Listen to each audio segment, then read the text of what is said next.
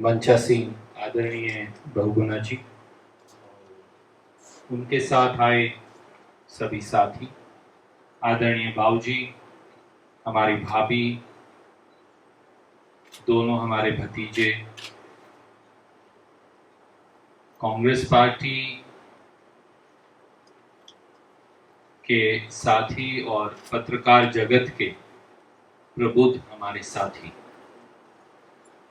आज इस श्रद्धांजलि सभा में आप सबका उपस्थित होने के लिए अखिल भारतीय कांग्रेस कमेटी की ओर से, हम सब साथियों की ओर से कोटि कोटि धन्यवाद। राजीव भाई का एक बहुत लंबा चौड़ा जीवन परिचय मेरे सहयोगी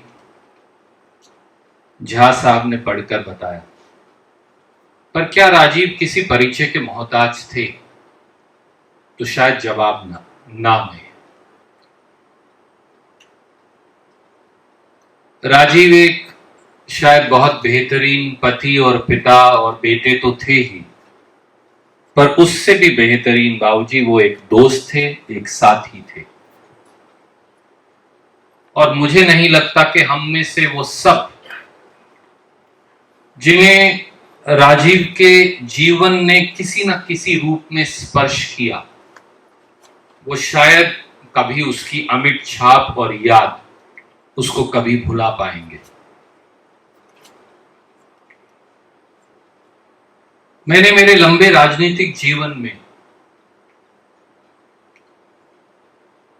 ऐसा विवेकपूर्ण, कटिबद्ध और प्रभावशाली, और एक शब्द है शायद एक नोबेल पुरस्कार हमारे जो हिंदुस्तानी हैं उन्होंने यूज किया था, पर वो एक डिफरेंट, एक अलग शायद परिप्रेक्ष्य में किया था, आर्ग्यूमेंटेटिव इंडियन। तो राजीव हमेशा अपनी बात जब रखते तो अपने तर्क और वाद विवाद के साथ रखते।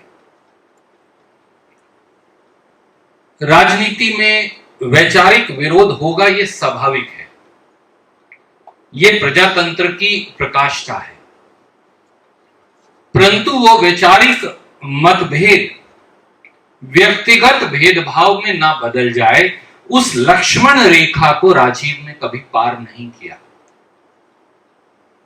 अगर कभी कड़वाहट हो भी गई तो उस कड़वाहट को मिठास में किस प्रकार से बदलना है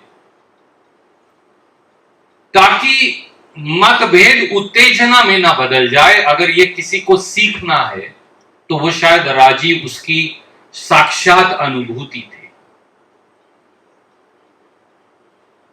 लगातार मुझे याद है आज भी, जब लगभग 1 वर्ष पूर्व और बाबूजी से मैं चर्चा कर रहा था, हमने ये निर्णय किया कि हम अब टेलीविजन पर जो वाद विवाद है उसमें नहीं जाएंगे, डिबेट्स में नहीं शामिल होंगे। अलग अलग विचार सब साथियों के थे, पर एक आवाज जो कांग्रेस के लिए, अपने कर्तव्य के लिए, अपनी कर्तव्य परायणता के लिए बुलंद थी, जिसने कहा कि कोई हमारी बात स्वीकार करे या ना करे, पर इस देश को सारे भाव जानने की आवश्यकता है। इस देश में भिन्न भिन्न विचारधाराओं के मत समक्ष रखने की आवश्यकता है। इस देश को तुलसीदास को जानना है तो रहीम को भी जानना है, कबीर को भी जानना है, तो फिर उसके साथ साथ शबरी के बेरों का ज्ञान और उस संघर्ष की जानकारी भी आवश्यक है। और उन्होंने हम सबसे लड़कर, मैं ये जानबूझकर ये शब्द का इस्तेमाल कर रहा हूं, मैं हमारे भतीजे को कह रहा था, जब भी मुझे याद आती है तो एक मुस्कुराहट भी आती है, खूब मुझसे भी और सारे साथियों से लड़ाई की और कहा कि नहीं, इस देश में हर भाव को जानने का दायित्व और उससे पहुंचाने का दायित्व हमारा है। और आखिर में वो अपनी बात मनवाकर हमसे हटे। और कहा कि नहीं, वापस जाइए, संघर्ष में पीठ नहीं दिखाते। अनुभव कड़वा हो, अनुभव मीठा हो, कोई हमारी बात स्वीकारे, कोई बात ना स्वीकारे, अगर आपको विश्वास है कि आपकी बात सही है तो आपको उसे रखना है। और मुझे एक और बात याद है, इसकी चर्चा यहां करना मैं समझता हूं आज आवश्यक है। एक विशेष हमारे पत्रकार मित्र थे जो टेलीविजन पर अक्सर डिबेट करते थे, और उनका भाव और विचारधारा हमें तर्क संगत नहीं लगती थी।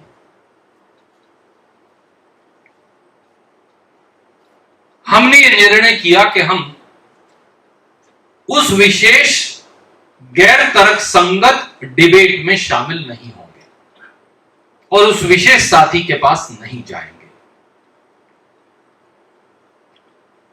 राजीव ने इसका बहुत पुरजोर विरोध किया और कहा कि नहीं, आप बिल्कुल गलत कर रहे हैं। वो छोटे भाई थे, उन्हें अख्तियार था, और अगर आपस में हमें अधिकार नहीं एक दूसरे को गलत और ठीक कहने का, तो हम सीखेंगे कैसे? हम अपने छोटों से भी उतना ज्यादा सीखते हैं जितना बड़ों से सीखते हैं, ये मेरा मानना। और एक दिन सुबह सुबह, और जब मैंने उनकी बात को नकार दिया तो बहुत मुझसे नाराज हुए और कई दिन बात नहीं की। और एक दिन सुबह सुबह बाबूजी उसी व्यक्ति को लेकर, सुबह घंटी बजी और वो मेरे आकर घर के अंदर बैठ गए और बोले, अब मेरा क्या करोगे?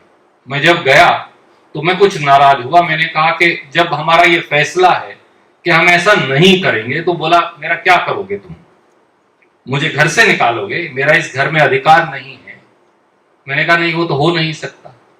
तो फिर मैं आज तब जाऊंगा जब तुम दोबारा अपनी विरोधी विचारधारा के पास जाकर विवाद करने के लिए मजबूर जब तक नहीं हो जाओगे। और मेरे दोस्त, साथी और छोटे भाई के उस हट के आगे हम सब एक बार फिर झुक गए। ऐसे थे राजीव। पार्टी का पक्ष रखना, वो धार्मिक भाव हो, वो सामाजिक भाव हो, वो संरचना का भाव हो, वो विवाद का भाव हो, वो श्रृंगार का भाव हो, वो निर्माण का भाव हो, वो हर भाव को बड़ी कुशलता से, बड़ी सजगता से शब्दों के अंदर पिरो सकते थे। राहुल गांधी जी विशेष तौर से उनके मुरीद थे। मुझे याद है कि एक बार हम सब, और आज ही मैं और रागिनी बात कर रहे थे कि हम सब इकट्ठे होकर सब साथी राहुल जी के पास एक बार गए आपस में चर्चा करने, क्योंकि वो बहुत मीठी याद है आज भी, और मैंने भाभी को भी बताया। तो इन सब को परे रखकर 90% समय अकेले बाबूजी राजीव ने ले लिया। हमें कहना, बड़ा भैया कोई और बात करे नहीं, वो धर्म, वैचारिक शक्ति, वैचारिक वाद विवाद, देश की संप्रभुता, किस प्रकार से शक्ति का संचार पार्टी के अंदर हो और किस प्रकार से पार्टी से बड़ा देश है, उस पर एक लंबी चर्चा उन्होंने और राहुल जी ने आपस में की, और हम सब मंत्रमुग्ध होकर बैठे रहे और देखते रहे उस वार्तालाप को। तो ऐसे थे राजीव। अगर एक ईमानदार, निश्चल व्यक्ति को जो कांग्रेस पार्टी के लिए अपनी जान समर्पित कर सकता था, कर दिखाई वो एक और बात है, पर कर सकता था, तो वो राजीव त्यागी थे। राजीव हमेशा सच्चाई के लिए लड़े और निर्भीकता से लड़े, और सच्चाई के लिए लड़ते लड़ते अपनी जान भी दी। राजीव ना कभी किसी से डरे, ना कभी दबे और ना झुके, और हमारे उस दोस्त की उस निडरता पर आज भी और सदा सदा हम सबको मान रहेगा। और इसीलिए बहुत सारे साथियों के भिन्न भिन्न विचार होने के बावजूद हमने उसी दिन ये संकल्प लिया, सब साथियों ने मिलकर, कि चाहे कुछ हो जाए,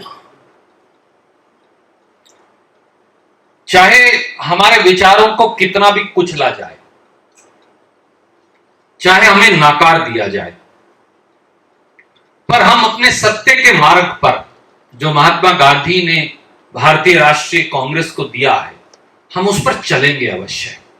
निडरता से चलेंगे, निर्भीकता से चलेंगे, सजगता से चलेंगे और बगैर घबराए चलेंगे, बगैर झुके और डरे चलेंगे, क्योंकि यही राजीव त्यागी को सच्ची श्रद्धांजलि होगी। और राजीव आज जहां भी है वो ये बात सुन रहे होंगे और मुझे ये विश्वास है वो ये जरूर कहेंगे कि मेरे दोस्त, यही सही रास्ता है और यही राजीव को सच्ची श्रद्धांजलि है। एक बार फिर मैं भारतीय राष्ट्रीय कांग्रेस की ओर से आप सबका और परिवार की ओर से आप सबका धन्यवाद करता हूं। प्रणाम।